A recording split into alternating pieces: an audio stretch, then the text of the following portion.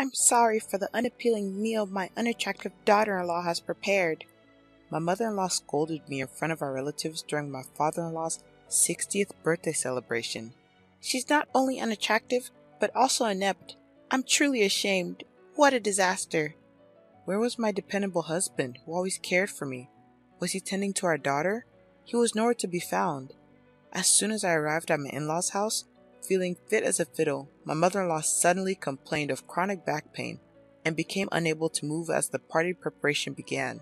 She delegated all the preparation work to me. Later, she continued to belittle me in front of our gathered relatives who were there to celebrate my father-in-law. She turned the once lively and cheerful mood into something resembling a wake. Then, my father-in-law stood up and broke the silence. Is that all you have to say? No one could have foreseen the series of unimaginable events that this single phrase would trigger. I'm Sarah, and I'm 35 years old. 6 years ago, I married my husband, Michael, who is 3 years younger than me. We also have a 5-year-old daughter.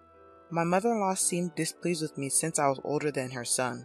Every time we visited her house during New Year's, Memorial Day, or national holidays, she'd make sarcastic remarks at me in my husband's absence. I wish I had a younger, vibrant, and cuter daughter-in-law, not a woman full of age spots like you. Do I really look that old? Yes, very!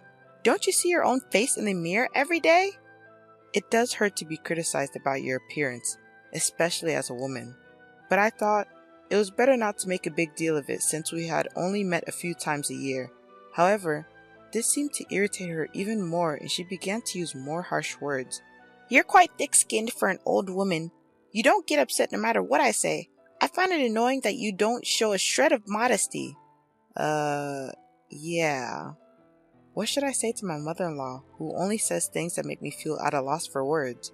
In front of my husband, she hides her true dark nature and speaks kind words to me. My husband seems to have no idea that I'm being mistreated by her.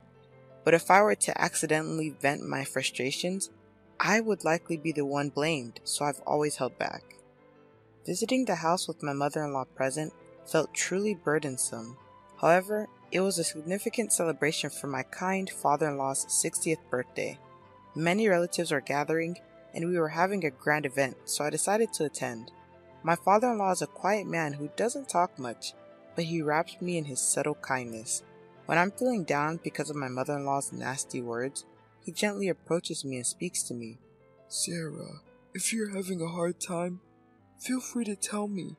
If it's alright, I'd like to be there for you. I wonder if my father-in-law realized that I was being harassed by my mother-in-law. But to protect me from further harassment behind the scenes, he consciously refrained from openly supporting me. To celebrate such a warm-hearted father-in-law, our family left early in the morning and drove 3 hours to our in-laws' house. I was feeling a bit under the weather with the low-grade fever and lingering fatigue, so my husband Michael took it upon himself to do all the driving. On reaching my in-laws' place, my mother-in-law stepped lightly out of the front door with a gleeful expression. Well, well, look who's here. It's been a while, Michael. You should show your face more often. Oh dear, you look tired. Well, I've been driving non-stop, so it can't be helped. I see, you've worked hard. I'll get the bed ready right away. Why don't you go rest in the back room? I think I'll take you up on that. Sarah, you should get a rest too. You've been taking care of the kid in the car. You must be tired. Besides, you don't seem well. Oh dear, Michael. You didn't know? I called Sarah yesterday and we planned to go shopping together for the 60th birthday celebration. You go and rest. Sarah, once you've put the luggage at the entrance, we'll head out. Of course, no such communication had come and I don't remember making any such shopping promise. Having looked after our energetic 5-year-old daughter, I'm exhausted. And since I'm not feeling well, I'd like to rest too. Since Sarah's not feeling well, let her rest. The shopping can be done by you. But it's your father's big celebration. I want to choose the best ingredients with Sarah. Sarah, you'll keep your promise with me, right? She certainly knows how to make a good excuse. Without giving me a chance to refuse after setting down the luggage, she forcefully pulled me by the arm and shoved me back into the car we had just gotten out of.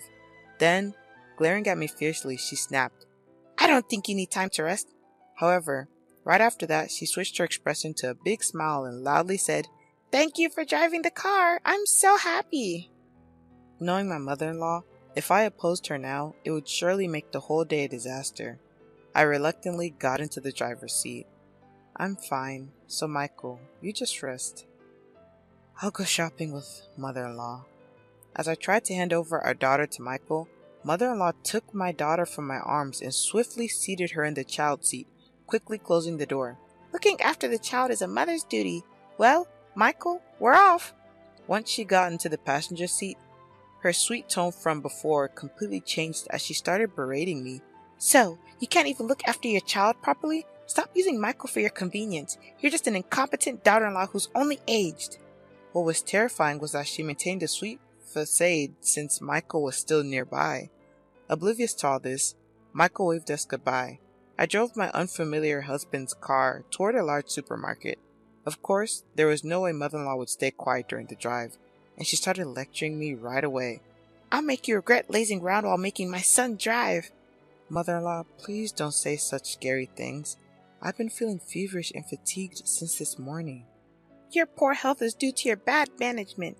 Also, your crow's feet have increased, and the spots on your cheeks have darkened. I can't even bear to look, and your skin has lost its elasticity." I had lost all my energy to respond to her harsh words, and barely managed to arrive at the supermarket, nodding along the way. This is really exhausting. I wonder how all the other daughter-in-laws in the world manage to endure such treatment from their mothers-in-law. My high-spirited mother-in-law, without even a word of thanks, jumped out of the car and swiftly handed me 2 shopping carts. "You're so slow. Get a move on."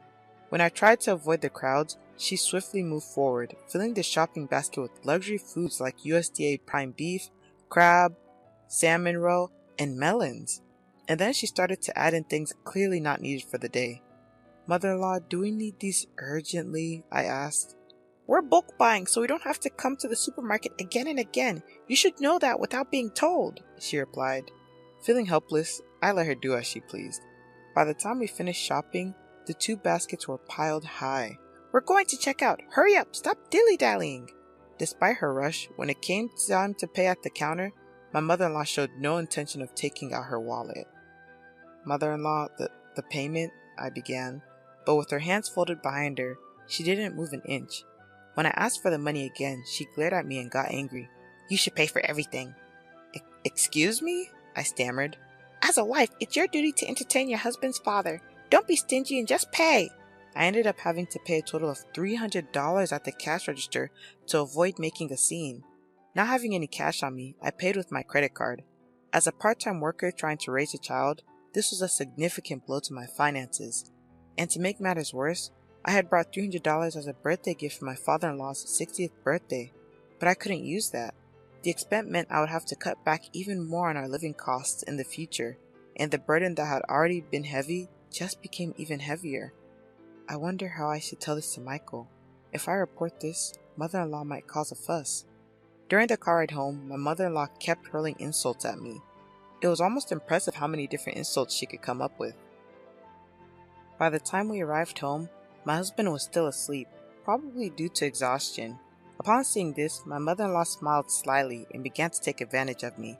"After you put away the groceries, go weed the garden right away." "Please, can I rest a bit?" "You have no right to defy your mother-in-law. This is the consequence for making Michael drive alone."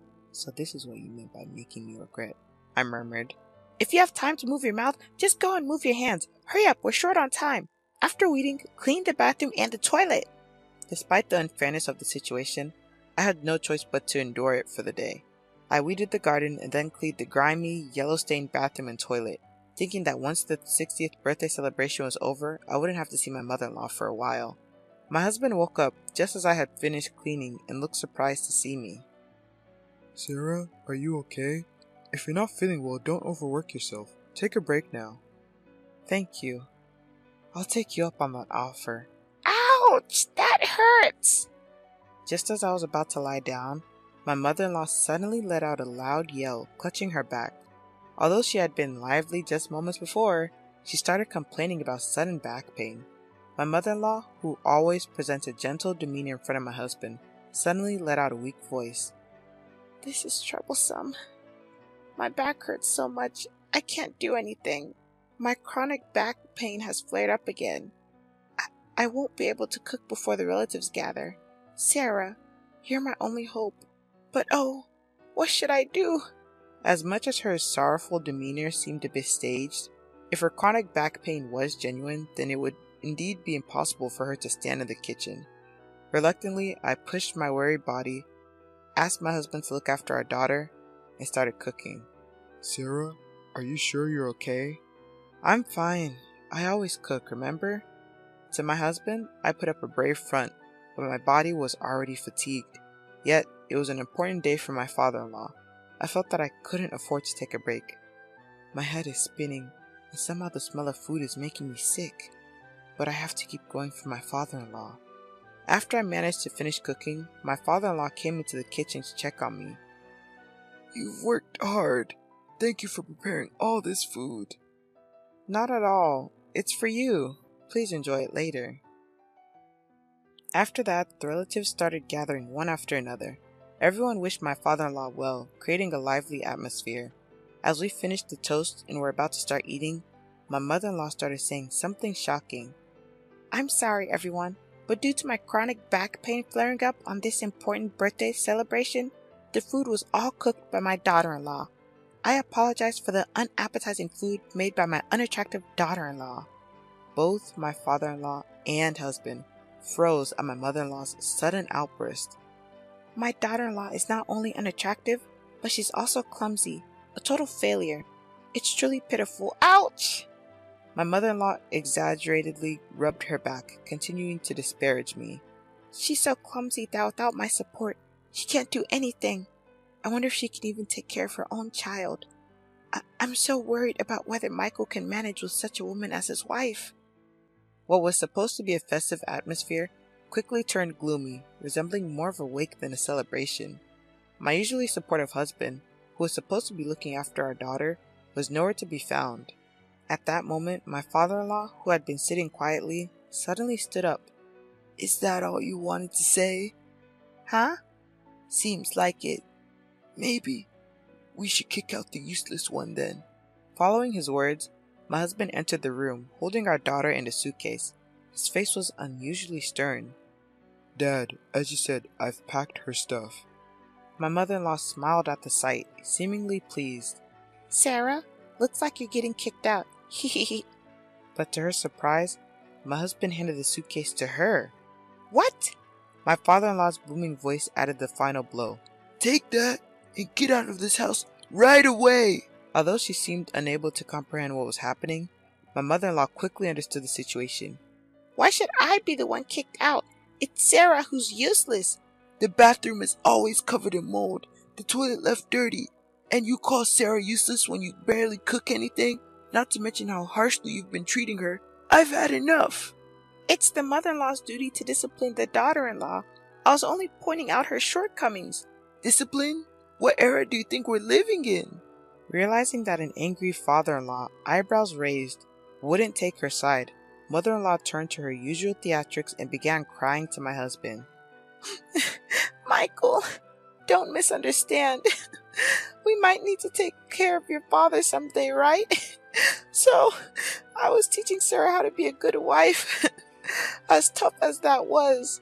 Take care of him? That's a laugh. I won't be fooled by you anymore. You've just been bullying Sarah. Even today, despite feeling unwell, she came along to celebrate Dad's 60th birthday. Sarah volunteered to celebrate, didn't she? Don't lie. You also made her pay for the groceries, didn't you? I found a receipt from today in her bag when she was trying to take out candies for our daughter. It shows that Sarah paid with her credit card. I just asked her to pay because I didn't have any cash on hand. I was planning to pay her back, honestly. Really? If I hadn't noticed, you would have just kept quiet.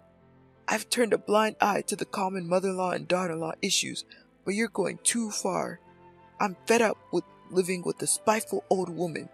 Seeing my husband and father-in-law turn away from her, mother-in-law began to blame me with all her usual acting prowess, tears streaming down her face. So, Sarah has been making false accusations about me. That's terrible. You're all making me the villain. No, I haven't said anything.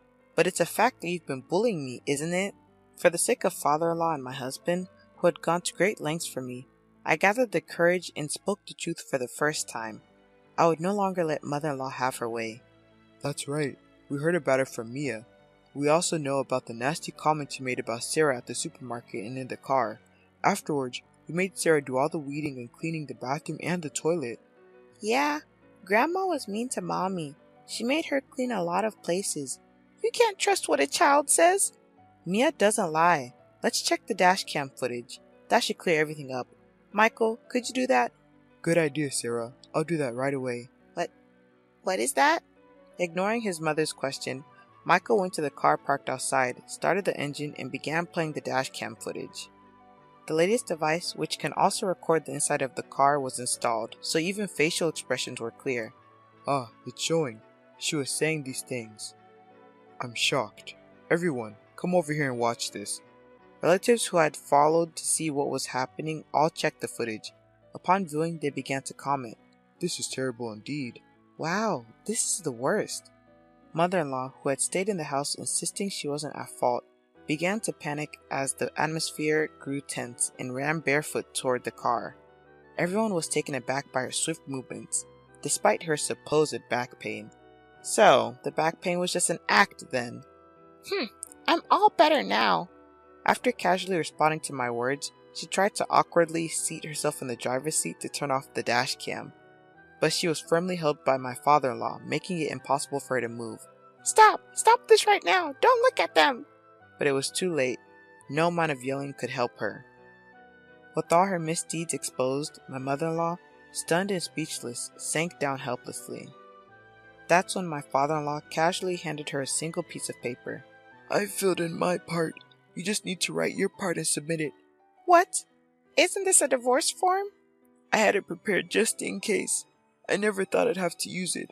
Don't ever cross my doorstep again. Wait a minute. I promise to stop harassing Sarah. Please forgive me. The sight of my mother-in-law begging for forgiveness with tears in her eyes was truly pitiful. But this too was likely an act. I firmly pushed my mother-in-law away. You let the cat out of the bag about bullying your daughter-in-law at the end. I will never forgive you. You might want to leave before the neighbors gather around. Oh no, this is terrible. The commotion attracted the attention of neighbors who watched from a distance. Perhaps not wanting to make a scene, she promptly took the divorce form and suitcase, and her supposed back pain was nowhere to be found. She rushed out of the garden. The villain had been dealt with, but I returned home filled with guilt. I'm sorry for all this during your 60th birthday celebration, Dad. When I earnestly apologized, he responded, Sarah, you did nothing wrong. I'm sorry for all the trouble we've caused. Let's start over. My father-in-law smiled. The relatives also watched with kind expressions. Later, they praised the dishes I had prepared and ate heartily. At that moment, all the fatigue seemed to fly away. Thus, we celebrated my father-in-law's 60th birthday in a grand manner. My mother-in-law, who was initially reluctant to agree to the divorce, eventually agreed, and they divorced amicably. It was also revealed that she had been misappropriating funds from my father-in-law's account, and she was ordered to repay $10,000 that she had spent recklessly. Unable to find work due to her lack of experience, she now works as a janitor in an office building late at night. With barely any money left, she lives in a rundown apartment that's seen better days. On the other hand, I found out that I was pregnant with my second child. It seemed that the feeling of discomfort I had earlier was due to my pregnancy. 5 months have passed since then, and my husband Michael has been very caring. The ultrasound revealed that we're expecting a boy. Both Michael and my father-in-law are looking forward to his arrival. Already excited, my father-in-law sent over blue baby clothes. My adorable daughter is overjoyed at the thought of having a younger brother, and practices taking care of a baby with her dolls every day. Watching her gives me immense happiness.